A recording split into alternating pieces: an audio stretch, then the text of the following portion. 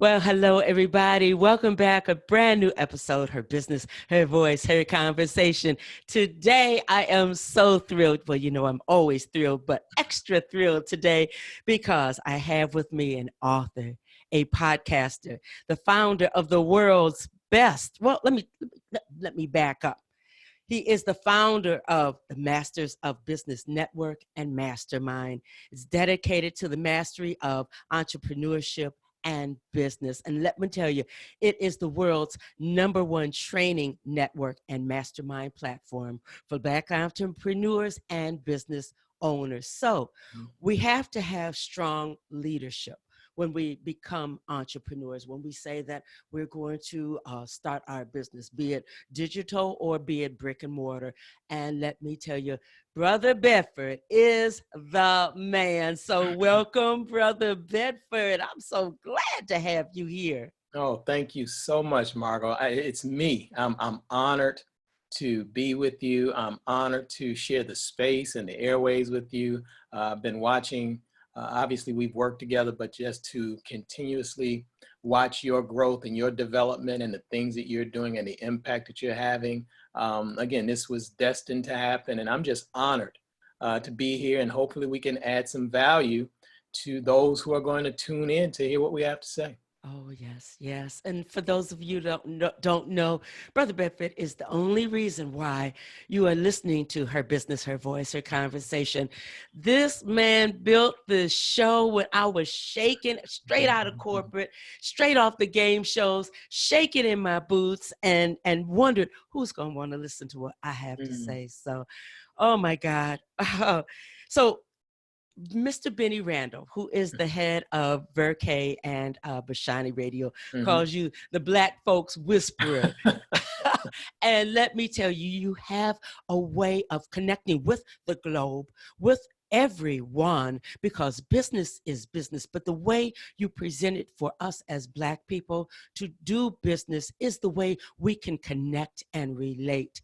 So the first question that I have for you is, when we look at corporate America in 2020, what is your take on it as far as us in America and Black people in particular? Sure. Well, thank you. That's a great question, and thank you for the question, Margot. The McKinsey report that was just released recently said that over the next 5 to 10 years, 4.5 to 5 million Black jobs will be lost due to automation and AI, which is artificial intelligence. That's something that's going to happen regardless. But now we're also hemorrhaging millions of jobs even before this report came out. And not to mention the millions of brothers and sisters who are underemployed, right? Some have gone to school, spent tremendous amount of money to get a degree in one particular field, and they did not enter into that field after graduation.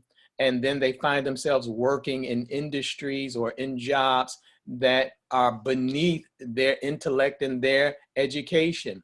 And so literally we have tens of millions of Black people who are either unemployed or underemployed. And the trend, George Fraser, who's my mentor, and I'm sure the audience is very well aware of him. If not, you should be aware of George Fraser. But he always quotes the statistics of the income and wealth gaps between white and Black, and how if nothing changes, the current trends that we're on, not only will the unemployment be glaring, but just the wealth that we have, family wealth, in the next 20 to 25 years. And most times their numbers are off, but they say within the next 20 to 25 years, if nothing changes, Black families will have a household net wealth of zero.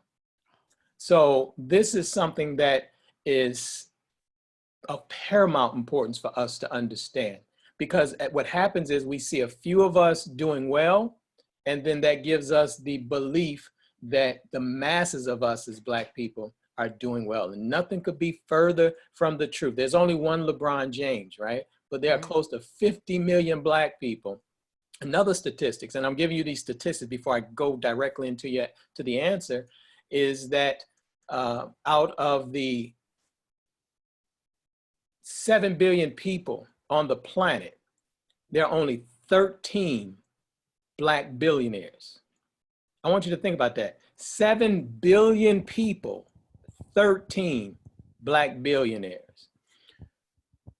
800 or so billionaires in the United States, only 5 Black billionaires. And when we're talking about billionaires, when we get there, not one of these billionaires in America have a value or a wealth of over $5 billion, right? So even when we're just getting into that 1%, we're still on that very, just crossing the goal line. We're giving an example, we're not to date this interview, this conversation, you have a Mike Bloomberg, worth 60 billion, right? So I just want to give you something, give the audience something to look at, where Jay-Z, where we applaud, yes, he's a billionaire, $1 billion, compared to a Michael Bloomberg, who's one of many, who has $60 billion.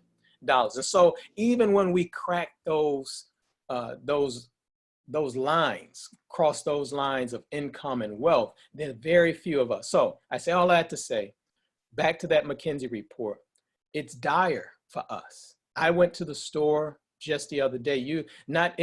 Again, we have to pay attention. All of us can walk into a Kroger, a Walmart, or anything, and you'll see that slowly but surely all of the cashiers are diminishing, and you have to go into the automated, that's AI, that's automation, to check out. Now, for us, it seems convenient, but those are jobs that's being lost, and they want to increase that, not only in the Walmarts, the Targets, but the Krogers, the Whole Foods, wherever you go, you'll see that there are machines taking the place of what would be considered lower tier jobs, right? So now when that is replaced, the jobs that are becoming available for Black people are even beneath that. So even when we say that there are going to be jobs that are created, they still will not be able to meet the requirements for us to have a living wage. And this is why you see the trend for a lot of us beginning to work 2 and 3 and 4 jobs, or have a job or 2 and still have 2 to 3 different hustles. So that picture, if you really understand it, is bleak for us. And so what we have to do, and I saw my brother John Hope Bryant, I've seen a few other Black leaders or political figures talking about the necessity to go back and get retrained and educated to kind of fit into this new economy. And I have a different take on that, because even as we begin to retrain and go back to school to try to get jobs, and we don't even know what those jobs are. If the robots are replacing these jobs, what jobs are you going back to school to learn, right? And so you have people who are going back to school accumulating debt to get into what's called an ever-evolving economy and ever-changing. So what has been happening is that the jobs and the training that we've been getting, by the time we get the certificate or the degree and we're in debt, that job is no longer necessary because the machine or automation has taken over. So to answer your question bluntly, we're in a time right now where we have to get the type of knowledge and information and guidance and tutelage and mentorship that will not teach us to go and look for a job, but to teach us how to create a job. So that's my position as we move into this era where jobs are going to start hemorrhaging, and really at a fast rate.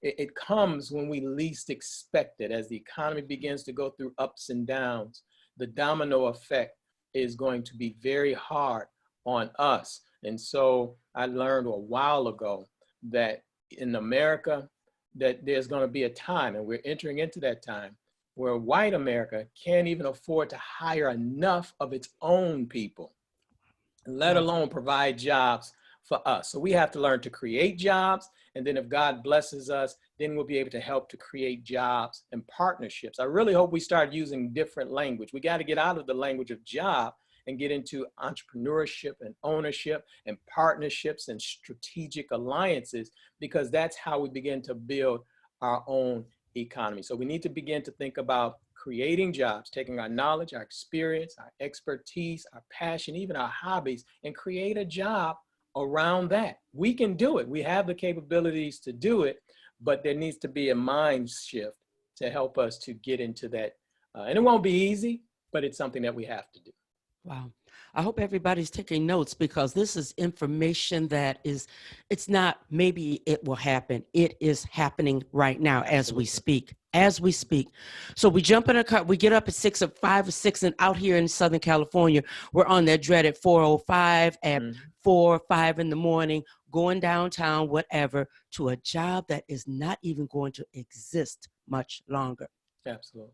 That's Absolutely. dire information. Yeah, and if it does exist, you still have to just be, it's a real world. You're at greater risk that that job could be replaced by technology, right? And so if that job is replaced by technology, even if you love your job, and so I'm telling, even if a person loves their job that they've elected to pursue their career, I'm not telling you just to quit your job. Even my brother, Dr. Randall Pinkett, in his book, Black Faces in White Places, I believe it's chapter 9, if I'm not mistaken, he teaches in there about becoming intrapreneurs. So even if you work within a company structure, a corporate company, you have to begin to think like an entrepreneur so that you can begin to create value, so that now you have this value that cannot just be easily diminished or easily replaced. So let me put it to you this way. In the sports world, they call it where you have players who built up their resume and their cachet to where they become free agents. Yes. And then as you're a free agent, then anybody can bid on you. And now you're able to dictate the income or the revenue that comes to you based upon the value that you bring to the team. Yes. So even if you have a job that you love, that you're passionate about, you still have to begin to think entrepreneurial, because the company and the corporate structure is changing such that even though you may have a job, relying on them to take care of you long-term, the days of working 40 years and having a safe, secure pension and healthcare, those days are long gone. And so even if you love your job, you still have to think of ways to make yourself valuable so that you'll be able to take care of yourself in the latter years. I don't really believe in retirement. You know, I think that's a language that has really kind of made us lazy. We work 40 years to retire. We should find something that we love and just do it to the grave. Yeah. If you want to travel the world, just do it to the grave. Everything that God creates works until the end. It doesn't think about retire. You never hear a lion talking about, I'm getting ready to retire, right? You never hear, any creature in the world talking about, I'm getting ready to retire. They do what they do. They live their gifts, their talents, their skills until God says it's time to come on home. And so I think that's, again, these are mental shifts that we have to begin to make, because if you're relying on a company that is not loyal to you, your brother got to speak straight words. They're not loyal to you. If they can replace you tomorrow, they will. If they can find someone that can work cheaper than you, they will. And so you just have to be on the offensive, think more in terms of competition. I'm sure we'll touch on that a little bit later. I think that's one of our challenges, that we're not thinking competitive enough, because I don't think we'll ever be able to close these gaps in the traditional sense. When we want to close the income and wealth gaps, it's not going to be because all of a sudden corporate America or white people all of a sudden became benevolent, and now they're going to sacrifice their income so that you can catch up. No, we have to think about how are we going to begin to compete? How are we going to be in charge of the automation and the artificial intelligence that competes with others in the marketplace? I hope everyone heard that. You can still love your job, but be competitive and make yourself a beacon of value where right there in that workplace. Absolutely. Wow. Absolutely. Well, it makes it difficult to fire you. They have to know that if I fire this man or this woman, I'm not going to be able to easily replace them. Right? They have to know that. And you have to think that way. You have to make yourself irreplaceable. You have to make yourself indispensable. And I think we've settled too much on just being able to get by and be accepted and want to be included and all of those types of things, that we forget that we are the children of great scientists and mathematicians and builders and architects, that this wouldn't even exist if it wasn't for us. And so we have to get back to that mindset and that spirit so that when we do encounter these oppositions or people coming against us, we don't shrink. We don't crawl into a corner because of fear and anxiety and feeling that we're not worthy of being on the same playing field. I pray that I'm in the same position or in a better position now to where I don't shrink when I get into the room with people of other races and colors. I've always said that I want, my objective is to be able to walk into a room of white men in suits and me in my suit, and you say, you know what, I like that brother better than I like the other fellas. And so I've always thought about being a competitor and just being on the top of our game, not going there saying, do I belong? And I think that's just a spirit that has to just seep down through all of us into our children, that we belong and we should compete and we should be ready to take charge of our rightful place. That's one heck of a mind shift, because that runs so deep. And I think that when we think that we've mastered it and we walk into the room, and we always talk about we're building finding our seat at the table. Yeah. Do we really work on that inside so that we know I belong here? And you know what, if you don't look out, as I'm here at your table, I'm also building my own. There it is. That's right. What we have to do. That's right. Wow. That's right. I am just wondering also about this thing of women becoming entrepreneurs. We are jumping, Black women, in record numbers. And what's your take on that? What couple things should we really keep in mind when we say, I'm going to become an entrepreneur, I'm all in? I hear what Brother Bedford's saying about building this, we're bridging the gap in this huge gap between white folks and us, the 1% and us, and what's going on, AI. All of this is swirling around us. Right. If we are going to fully commit ourselves to be entrepreneurs, women of business, what 2 or 3 things should we have in mind from the very beginning? I heard you say be competitive. We always have to be competitive. What other things, what other tips can you give women who they're throwing their hat in the ring and they're all in? Yes. Well, first I want to say that, it's needed, it's warranted.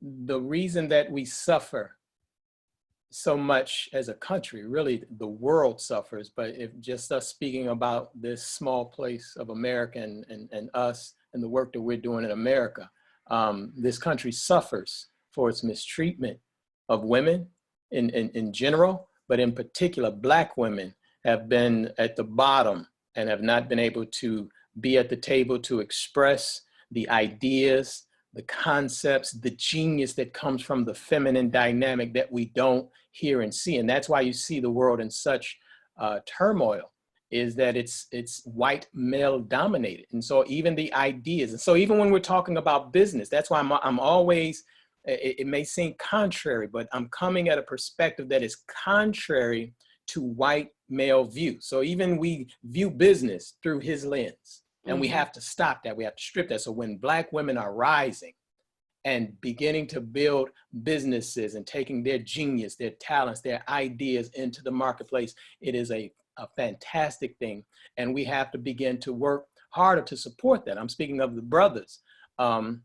Yes, we have our own challenges, but we have to begin to support Black women in entrepreneurship and business. Now, the challenge that I see happening though, and this is one of the reasons you mentioned the Masters of Business, one of the things that struck me one day, because Masters of Business has been on my mind for almost 10 years, and I never could find the right way to pull the trigger, because that is truly a labor of love. And so it wasn't something where I'm thinking, how can I make some money, or what's the big angle? I have no angle. So someone asked me the other day, so what are you trying to accomplish with this? I say, it is what it is. I'm trying to help Black people become masters of entrepreneurship and business. I want to help my brothers and sisters learn the internal things and the external things to help them to be entrepreneurs and business owners and create wealth and leave intergenerational wealth. And so they couldn't see that because there's always an angle. Again, looking at it from the view of white males, right? So, and there is no agenda. But one of the things that compelled me recently to go ahead and pull the trigger on that, I was reading an article about Black women, and this was in Detroit. A lot of Black women in Detroit out of necessity. You know, again, getting laid off and all of these things, and saying, you know what, and us being not what we are supposed to be. I'm speaking of Black men, and so we're coming up short, and now we're leaving our women to have to do a lot of the heavy lifting, right? To be financially secure, take care of the children, take care of the household, right? So I saw women going into business, but one of the things that troubled me was that they're going into tremendous debt to start the businesses, right? They're going back to school, getting that loan, and then coming out thinking that they have to build a business that requires 15, 20, $30,000 startup capital. And so they're going into debt that way. And so I'm watching sisters under a tremendous amount of debt trying to build a business. And so I would say the first tip that I would give is that you don't have to build a business like Amazon. I think that is one of the most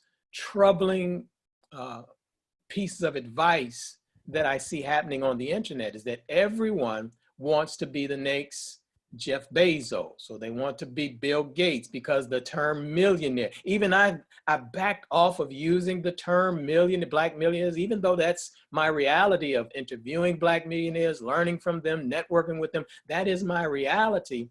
But what has happened is that that's become a catchphrase for so many people. And so you have everybody wanting to become a millionaire. And so we're looking at these big businesses, these huge operations, and we're missing all of the joy and freedom and independence that could happen by building a nice, fundamentally sound business off of our natural talent, skills, and gifts. And so I see not just sisters, brothers as well, but in particular, sisters going into industries where they're having to fight very hard to build these huge businesses and go into debt, when my advice is that go internal. What is your strength, your gift, your God-given talent that you have, and build a business around that. And I tell people, what's wrong with building a business that generates you $100,000 a year if it gives you time, freedom, gives you flexibility? You don't have to worry about a million employees. You don't have to worry about office politics and all of that. What's wrong with that type of business? Instead, we'd rather build $1 million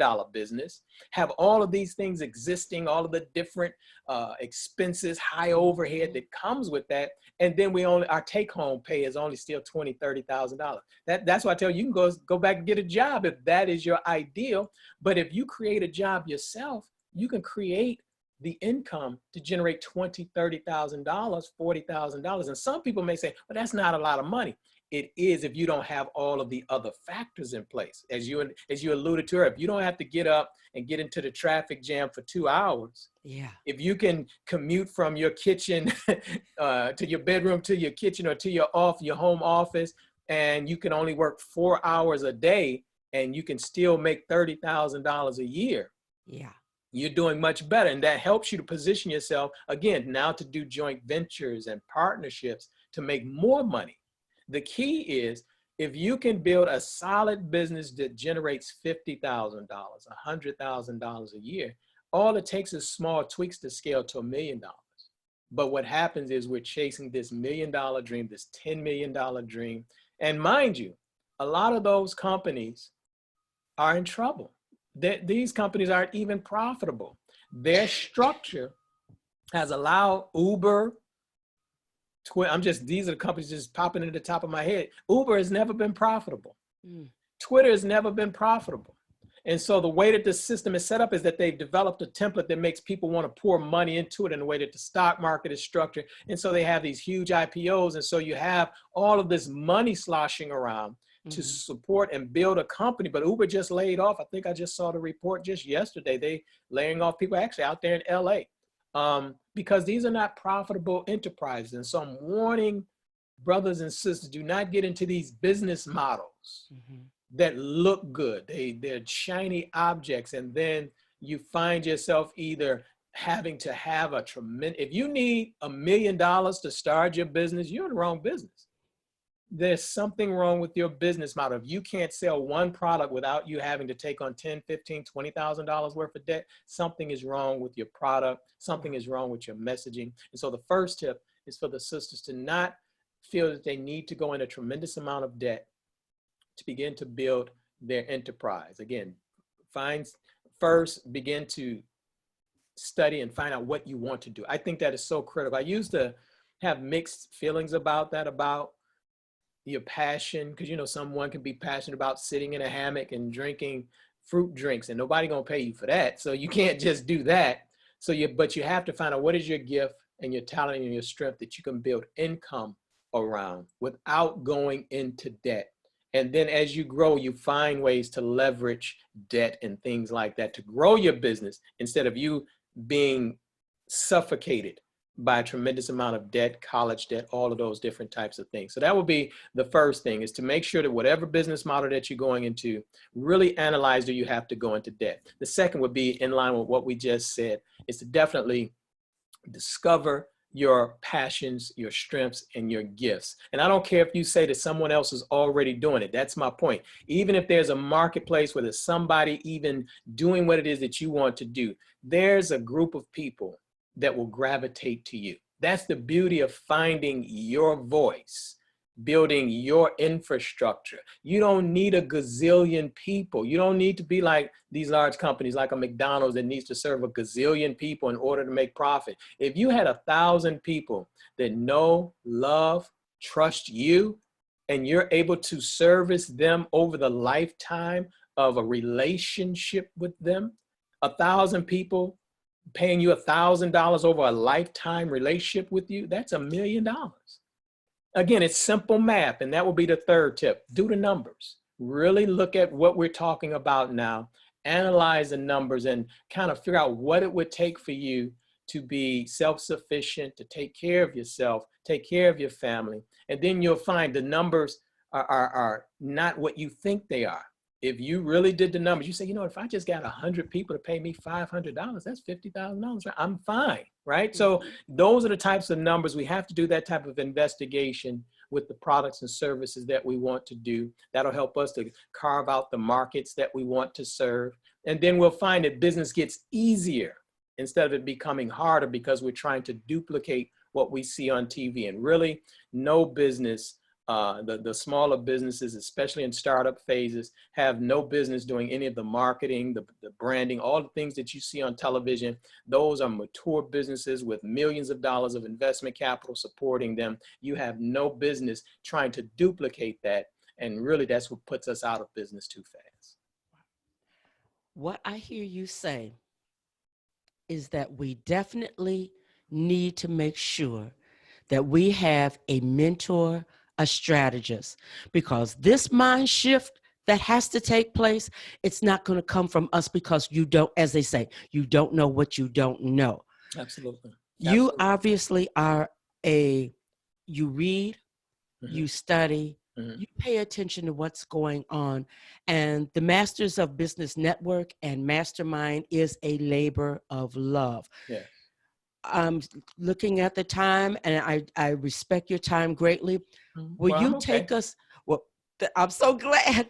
Will you take us into the network and the mastermind? Because this is where I want to lead people. My thought on all of this is that if you're going to do this, you can't be too cheap to invest in yourself. Going long term, and as you always say, we're building organically. You need somebody to show you the way, to help you, because it's so easy to run back to the way that's always been comfortable, and that's the corporate way, and that's not going to work for us. We want to advertise the corporate way. We want to approach people the corporate way, and that is not our way. So will you take us into the Masters of Business Network and Mastermind? How does that work? And most of the time, I don't like for people to come onto the show and just sell, but I want you to tell people what this is all about, because I am yet to find something that's dynamic and meaty, and the price point is, oh my God, you're crazy if you don't jump in. That's all I'm going to say about the Mastermind. Yeah, no, well, you've touched on everything. And so first, let me go back to the coaching dynamic.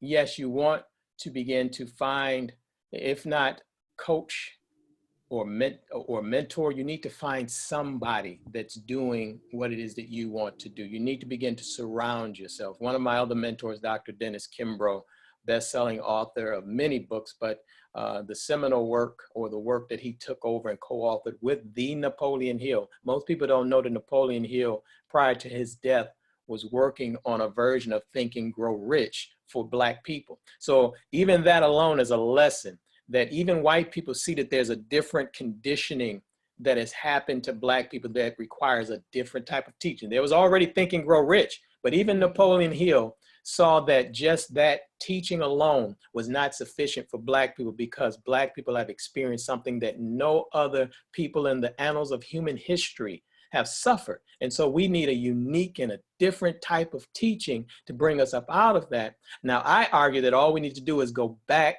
further to the beginning.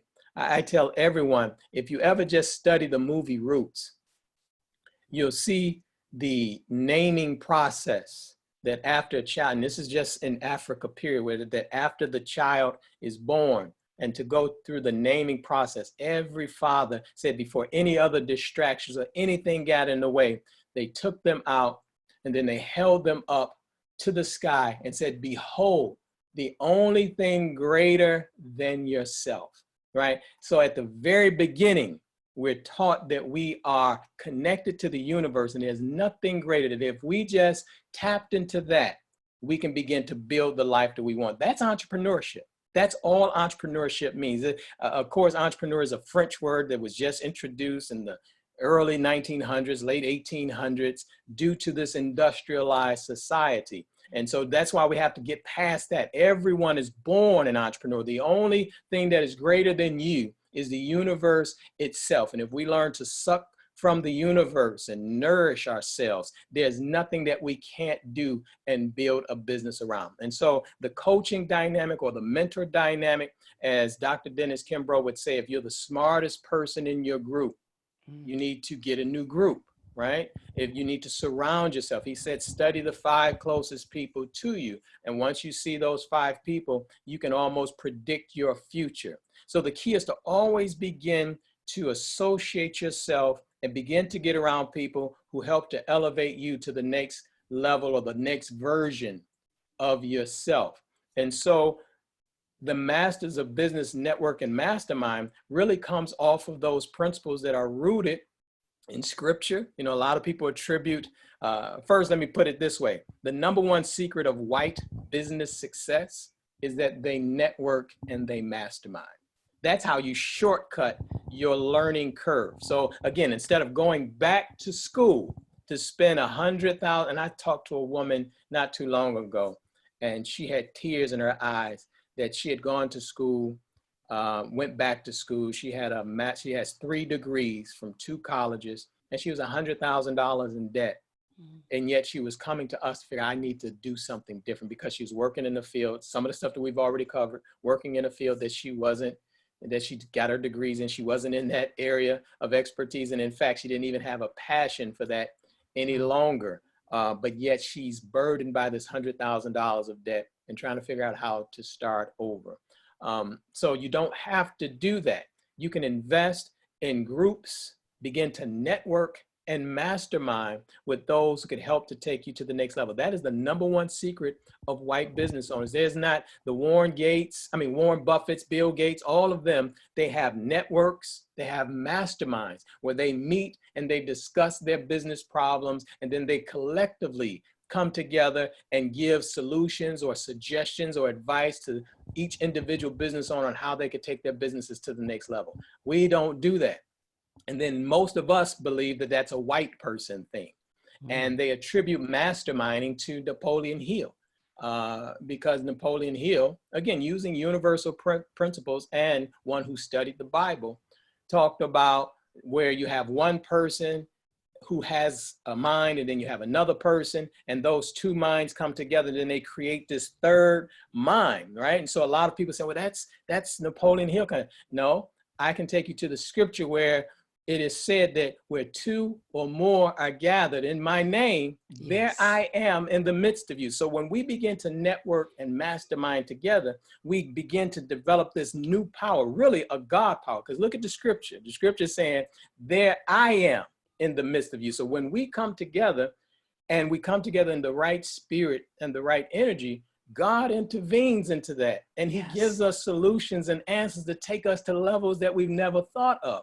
So that's why we developed the network, so that we can begin to network with each other and begin to mastermind, so that if you got issues, bring your issue to the group and see if anyone in the group can come together. So you got these two minds coming together, and then let God begin to help us, to give us solutions to what many of us, we allow our problems to become very complicated because we don't know how to ask. I think you had mentioned this in the group the other day about pride.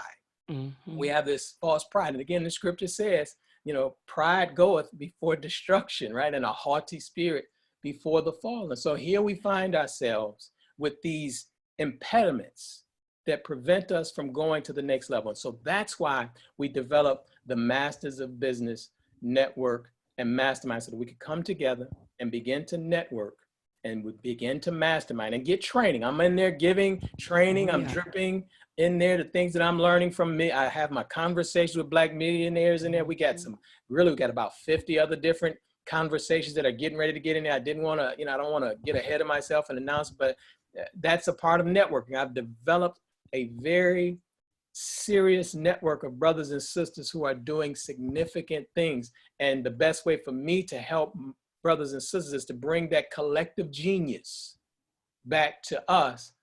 And here's the catch. You mentioned the price point. And I think that sometimes deters some people, because I think a lot of people believe that you have to pay. Now, there are times when you have to pay premium pricing for certain types of knowledge, certain types of experiences, certain types of relationships. But if you're just starting up, the reason I started the Masters of Business Network and Mastermind, because I saw the pain of people wanting to get into entrepreneurship, or they're into entrepreneurship or business and they're struggling. And all of a sudden someone's coming and saying, well, no, you got to give me $20,000 and I could solve the problem. And that's not the truth. As you're learning, as I've learned and still learning, and as others learn, entrepreneurship, or this thing that we're on, this is a journey. It constantly evolves and changes. There isn't one book. There isn't one coach.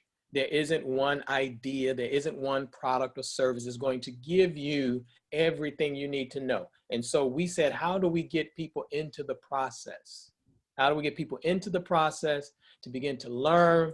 And really the process is what it is. That's the entrepreneurship is the journey. You get in the process, you learn something, you take it back to the lab, you do something, you go to the next level, then you come back and then you learn some more. You got an issue or problem, come back to the group to get the answer, go back out and learn. Most of us have become transactional. And again, this is viewing it through white people's lens.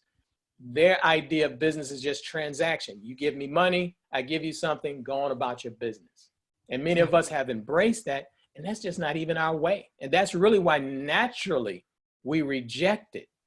But we have to get over trust issues to where we become relationship businesses, right? I don't want Margot to come and then I give you something you on your own. No, we're in a relationship. Why not be in a relationship, be friends, be companions, and grow and develop together? We're so quick to get away from each other that we don't want to spend time with that. So that's what the Masters of Business Network and Mastermind is. It's a group of brothers and sisters bringing their collective genius together to learn from me, to learn from others, but more importantly, to learn from each other. And we're really I'm trying to get everyone used to that. Sometimes I don't even post it. I want to get others to begin to post their ideas and share their advice and talk to each other, begin to network, because that's where the power really lies. Wow, that's just a totally different thought, though, because that transactional thing, you are so right. Corporate is transactional. Everything is transactional, and you even hate to say it, but sometimes in your own family, it's all transactional. Absolutely. So for you to open this up and we have a chance to network, and it's not just shoving stuff in people's faces. This is just a totally different fertile ground to be in. Yeah, it is. So I admonish people, go over and how do we find? Just go in Masters of Business Network. Yeah, you can just Google that, or just go to the Mob Mastermind, the Mob, which stands for the Masters of Business, themobmastermind.com, and you'll be able to see what we're offering. And I know you mentioned the price point. Again, it's $10 a month, right? So I tell people if Netflix is more important, that's fine. If you don't have the $10, that's fine. You don't need it. I'm never twisting anyone's arm to come in and learn what it is that they need to be successful. Hopefully, when you try it, and I offer a 30-day guarantee, so really you pay the $10, come in.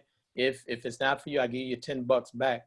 But I already know. I mean, I have over a dozen interviews that I've done with Black millionaires sitting there waiting on you to go in and pick them apart, to learn from Kathy Hughes, Les Brown, Lisa Nichols, Michael V. Roberts. And like I said, I have plenty more that's coming down the pipe.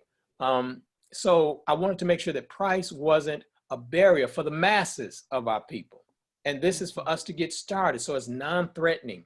You begin to get in and slowly learn. You begin to get something, because we have to be reoriented to what we once were. We're really a community. We're a communal people. And we've forgotten it. And so that transaction, that's why it doesn't work for us. That's why you see so many of us faltering, because we've fallen into wanting to become transactional businesses, transactional entrepreneurs, when our nature is communal, is relationship. And so once we get back to that, then we'll begin to, again, take down these barriers. We got to remove the stress and the anxiety and the pressure of trying to keep up with the Joneses, right? Our addictions to spending. There's no one that could tell me that they couldn't afford this, because all we'd have to do is say, you know what, I'm just not going to have one cup of coffee this month, and I could pay for my network and mastermind. So it's really, for me, it's a test, because I like to see people where their priorities are in terms of this. And again, if I'm not, I tell people all the time, I may not be your huckleberry. So even if the Masters of Business Network and Mastermind is not for you, the key is still you have to find some place that you can begin to connect with people of like minds, to where you can learn entrepreneurship and business building, and that you can begin to develop joint ventures and strategic alliances. Everything, as George Frazier's taught all of us, is about the relationship. If you don't have relationships, effective relationships, to help you to start, grow, and nurture your business, you won't be in business long. And that's exactly what you see. So many of us are struggling trying to solve all of our business issues, all of our relationship issues, all our parenting issues, all of the issues that we have. We try to solve them ourselves in our own little silos. And I call these, for us, I call a lot of Black businesses or business owners, I say we have what we call these suffering silos. You know, we get into our own silo and we rather suffer instead of saying, you know what, let me talk to this brother. Let me talk to this sister. Matter of fact, let me go to this conference. Let me go sit down with Margot. Let me meet her at the library. Let me get on her show. Everything is just one question away. That's really what critical thinking is. I know I'm going a little bit over. No, go ahead. But critical thinking, you know, again, the lost art of critical thinking is really just asking questions. Because once you ask questions to yourself or put them out there, now you have to think about the answer. Yeah. Right? And then if someone gives you the answer, you got to think about it. And then if it fits you, you use it. If not, what I do, I tell people we got to start going layers deep. So now, you know, someone would say, if I'm consulting with people, Brother Bedford, I want to start this business. Okay, why? Well, I want to start it because I need to make money. Why? You know, you keep going down until you get to the core of what drives you, and then you begin to, the passion and the strength that you need will begin to emanate, because now you've dug deep enough to begin to apply the answers and the wisdom to any issue or problem that you have. And so we have to get back to just asking simple questions. Everything you want to know is just one or two brothers away. Every sponsorship, every deal, every transaction is a one or two brothers away, one or two sisters away from you. But again, going back to what you and I talked about in the group, and that's why I've started with a lot of mindset stuff. As I've grown in entrepreneurship, you begin to find that 90% of this stuff is mindset. It's habits, it's behaviors. The technology, the tools, like, you know, I got microphone right here and all of this type of stuff. All of that is 10%. You can have all of the webinar software. You can have all of the podcasting software. You can have all of the latest gadgets, the latest phones, all of that type of stuff. It doesn't matter if you don't have the appropriate minds. That's why these things are becoming cheaper. Yes. Right? because the value is not in that. The Mm-hmm. value is not in the computer. It's not in this camera. It's not. That's why these things, the value of the cost point of them is coming down to make it affordable for all of us to afford all of this stuff. But then now the key is what's in here and what's in here that's now going to allow you to grow an Yes. effective business. Yes. I like to even just tell people just income for yourself. Yes. I say it all the time. If you can just develop income where you're not reliant on someone else, where you know that you're in control of saying, I have a product, I have a service, I have something that I can offer, and people in exchange, this natural law of reciprocity kicks in, that if you have something of value and you put it into the marketplace in front of the right people, just nature demands that they compensate you for Yes. that. These are Yes. just simple principles that, again, that come from us, but that we've gotten away from. Obviously, it's our condition. It's what has happened to us here. But I'm on a mission, and I know you're on a mission, and many other brothers and sisters are on a mission to kind of break that thinking up, to break that model up, to break those philosophies and those ideologies up, because you can see it's not that they're not just working for us, they're not even working for America Mm-mm. anymore. Look at No. how confused they are. The market is down 900 points today alone. There's so much going on that's not working for them. Mm-hmm. Mm-hmm. So I know we're getting ready to close out, and I'm in my little spiritual bag right now. It's all right. So the scripture says towards the end, behold, I make all things new. We have to have a new mind, a Mm-hmm. new spirit, a new energy around business and entrepreneurship. We don't have to be the millionaires. We don't have to be the billionaires. I see so many people talking about their goals is to be a billionaire. Okay, that's possible, but can we just, the law of growth is you can never do that if you can't manage $100. Mm-hmm. So you got to manage the 100 first, and then master that, and then, okay, master the 1,000, then master 5,000, then master 10,000. But until we do that, we're trying to leapfrog what is in nature against what God has given all of us. You've never seen a tree just pop up overnight. You've Never. never seen a building just pop up overnight. You've never seen the sunrise just pop up in the center. Everything has this gradual growth and development and movement to it.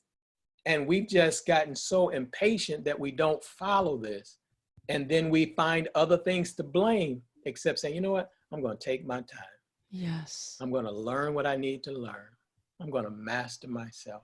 I'm going to go sit down with Margot. I want to reinvent myself, but I need to ask Margot, how did she do it? What was her fears? What was her anxieties? All of those things, that's where the value is. Mm-hmm. It's not about, Margot, I need a podcast. Okay, Yeah. well, what is it about? Who you want to talk to? Why? Why do you even want to talk to them? Because if you don't have a big enough why, it's only a matter of time before you stop anyway, because problems and obstacles will arise. Mm-hmm. And if you don't have a big enough why, you'll abort your process. You'll abort your mission, because it's easier to go back to what you're comfortable with, what you're used to, and what seems non-threatening instead of moving forward. So that's the important thing. Wow. You're just amazing. What can I say? Thank you, Margot. If a person does not become a part of this mastermind platform, I have to really question what they're all about. You say that you want to be an entrepreneur, and especially if you're African American and you don't become a part of the Masters of Business Network and Mastermind, I really have to question what's going on with you. Because, ladies and gentlemen, I'm telling you, my throat is gone. We listen to the wisdom from the very first sentence from Brother Bedford. You understand that he's speaking from passion, not only from passion, but from knowledge. The man knows what he's talking about. I was privileged to be with him for 2 years, and I am so very grateful. We come from a time where we we don't know who to trust. But let Mhm. me throw everything, all caution to the wind. You can trust Brother Bedford. Well, thank you, You Mark. can trust this gentleman. So many of us do not want to, we don't want to put in $10. God knows we don't want to put in $20,000 because people have the chicaneries out. As my girlfriend in San Diego says, the trickery is on. Absolutely. And Absolutely. who do we trust? Absolutely. So this Ab- Brother Bedford, we can trust you. And out everything that I know goes to that. Yeah. So I'm always talking about reinventing yourself, become an author, a podcaster, an entrepreneur. We don't know how to come from corporate and be entrepreneurs. Mhm. Today, ladies and gentlemen, I brought you before someone who can show you how who can take you the total distance. So, Mhm. Brother Bedford, they Google Masters of Business Network or the Mhm. mob. Mhm. Get in today. Okay. Mhm. That's the Mhm. call to action that I'm putting out there to everybody. The call to action is go to the mob because we need these, we can't work together if you're not in position. If you Absolutely. don't have some consistency, then we can't work together. My strength can't match with your strength if you're Mm. still on the fence. If you're not listening to the what Brother Bedford brings us as far as Andrew Morris and Kathy Hughes, Mr. Simon T. Bailey, if you're not versed in what these folks are doing and what's going on in the mob, how can we get together? How can we bridge this huge gap that Brother Bedford has brought to our attention? We already knew about it, and how are we going to save ourselves from AI? How are we going Mm. to do that Yeah. if we're not in position with someone that we know, like, and trust? Right. So I'm not on a soapbox, Brother Bedford. I'm just stating the facts, just What? stating the facts. People What? have been bamboozled, and now Yes. this is the end of the train for bamboozlement. No one can say, well, hey, they fleeced me out of this money and they fleeced me Yes. out of. That's not going to happen with Brother Yes. Bedford. And Yeah. I'll tell anybody, 2 years, that's the only reason why this show was able to go from Verkay Brashani over to Lipson, my own platform, and survive and make it and grow. The only reason. And I just have one other thing, Brother Bedford, I want Sure. everybody to know. Sure. You speak to this mindset, but Mhm. in that mindset, you helped my confidence. Yeah. And we have to always make sure that we're working on that inside man as we're working on our businesses, entrepreneur, and what's going on in this headspace. Brother Bedford already told us about that. It goes hand in hand. Absolutely. So get with Brother Bedford. Let him take you on to the promised land. I'm telling you, Yeah. you Well, won't regret it. oh, but thank you so much, Margot. And as you mentioned, it's not just me. It's a lot of brothers and sisters who are doing this work. But again, you're in the group, right? Again, Yes. it's something to begin to surround yourself with brothers and sisters who are doing this. As you mentioned, the process of what Mhm. you've done. Again, just that alone is so worth being around you to learn how you went through the the timing of why you should do that. And you mentioned something that is critically important. Confidence. See, Yeah. that's a part of it. See, that's entrepreneurship. Again, we get caught up on the product or the service, and again, the end result, which is the money, the transaction, that we don't know why we can't even position ourselves to make the sale, to have the call to action. It's all about building up confidence. And there are things that you have to know how to do in order to strengthen your confidence, right? Yes. One thing is the competency, right? A Yes. lot of us, our competency of what it is that we're trying to do is so low that when we enter into the arena where we're getting ready to make a sale or ask for investment capital, we don't know enough to even articulate what it is that we want, the desire, or more importantly, what is the benefit to the other person that I'm talking to, because we don't have the competency. So I would even say that's a bonus nugget for everyone looking. I'm getting ready to share a training in the Master Business of those 4 C's of building your confidence. And one of them is competency. If you don't have a core competency, if you don't know thoroughly enough about your subject matter, or even Hmm. just this process that we're talking about of entrepreneurship, it makes it very difficult for you to articulate your product, your service, your added value and added benefit to the other individual it's almost impossible. And this is what frustrates us. So that's why I see so many of us, we're just constantly frustrated. We're constantly struggling. And it's just these small little nuggets that if you begin to embrace them, say, you know what, you're right. I don't know enough about what it is that I'm trying to sell. So why not get in a group, ask some questions, or take maybe a book recommendation or something that would help me with my competency. So as your competency grows, your confidence grows. So the less your competency, the less confidence you are, right? So it's hand in hand. And it's just, again, I thank you, Margot, for again, just bringing the conversation to the table. This in and of itself is a conversation that needs to be had. Not how many people you can get to like your profile, not how many Facebook follows you have. What is your core competency? What is the relationship you have with other brothers and sisters that's in your space?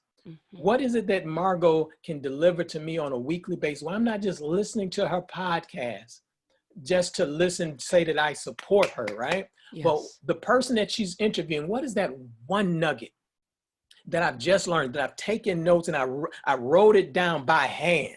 Yeah. Right? You know, everybody, we want to type everything out and say, I have these goals, and they're typed out, but then you don't know why the goal is not in your subconscious, because we've lost the art of handwriting. You don't have your journal. And I know you're big on journaling, Margot, where you write these things down. So Margot asked a question, then someone gave an answer, and I wrote it down, and then now I thought about it.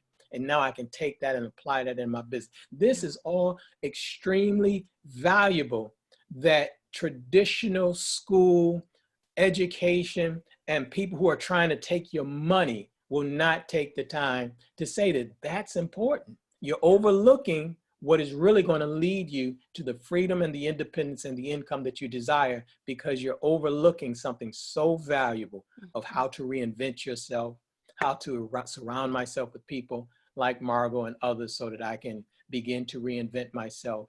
Margot, how did you do it? What is the habits that you had to break? What are the behaviors that you had to do? Margot, how many hours did you put into studying podcasting? You know, Margot, how many times did you do a take on the microphone? How did you get the sound quality right? So all of these things are valuable. This is knowledge that you need if you want to become successful. You can't just say, I want to do a podcast. No. And I'm going to do it. And some people tell you can do the technology makes it so simple. But how do you have a podcast for 4 years? Yeah. Margot had a podcast going on for 2 years straight and never repeated the guests.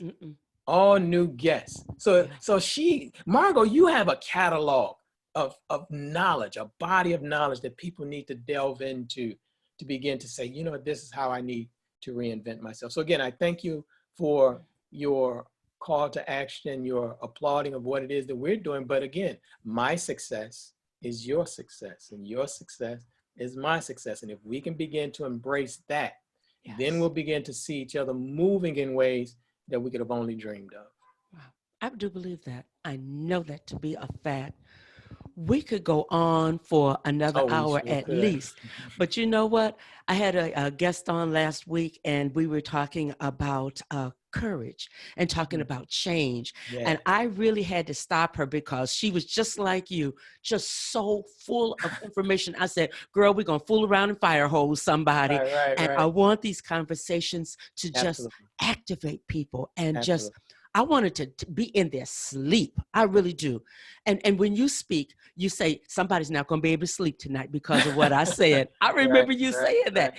And that's what I want. I want people to, I'm big on repurposing now, the meat and the gems and the jewels. So people are going to listen more than one time. You're going to be on Facebook, LinkedIn, everywhere, all throughout this year, because what you brought to us today is just valuable. It's just beyond valuable. And I so thank you. Thank you. God bless you and the masters and the mob. Thank you, thank you, thank you. Later on, I'm going to be able to tell everybody about something that happened because I am a part of the mob. Oh yeah, that August Crenshaw, she opened up a door for me and I am so grateful. So I've walked through and then I'll be able to tell everybody the end result of that. These are things that happen when you collaborate, when you get with a mastermind. Things just happen. So I have a tendency of not knowing how to end up really good conversations. So I'm just going to say thank you, Brother Bedford. Thank you, Margot. Oh, thank you everyone for listening, taking time, and you visit once, twice, 8 times. Get your notepad out and bib and live and take that call to action. Do that today. I'm Margot Levette, her business, her voice, her conversation. I'll be back next week with another episode. And in the meantime, I have to say bye-bye. Oh, go over to my website. It's up, it's brand new, and my books are over there. If you want to know about my story, it's right there. My very first book, Tell It All, talking about that inside work, okay? And I don't do the game show hopping anymore, which is good. I'm a podcaster now. So margolevette.com, go over there, visit the shows are there. We are on every major platform, thank God. And I'll see you guys next week. Meantime, bye-bye.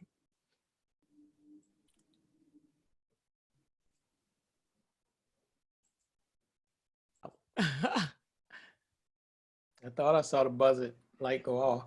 Yeah, let me see. Oh, wonderful. Oh, we're back to recording. I'm sorry. And Right back on.